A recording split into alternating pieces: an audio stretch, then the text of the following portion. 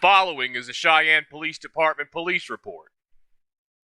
On 12/23/2022, at 17:55 hours, I was dispatched to 534 Vandehel Avenue in reference to an impaired person. Upon my arrival, I contacted the reporting party, Clint Saunders, who was standing outside of his vehicle, which was parked under the awning at the fuel pumps. Clint stated his 31-year-old son, Joshua Saunders, is intoxicated and causing a disturbance. Clint stated Josh consumed an entire bottle of hard alcohol in the vehicle. Clint also stated Josh made several suicidal and homicidal statements. Clint stated he no longer felt safe living with Josh for the rest of the night, especially while Josh is intoxicated.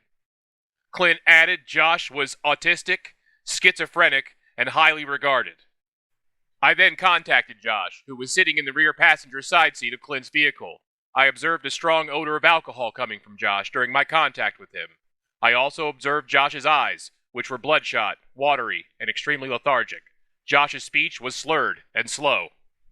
However, Josh stated he does not have any desire to harm himself or anyone else several times. Josh admitted to drinking alcohol, but denied having made any suicidal or homicidal statements earlier in the day.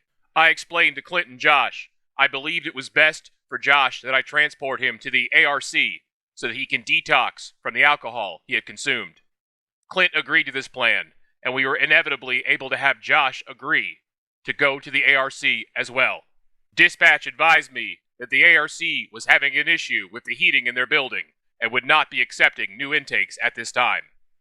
At this point in the contact, Clint had departed from the scene.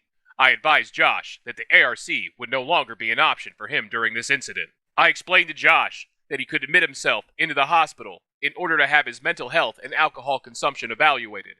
I also explained to Josh that if he did not want to admit in to the hospital, he could stay the night at the Comia shelter.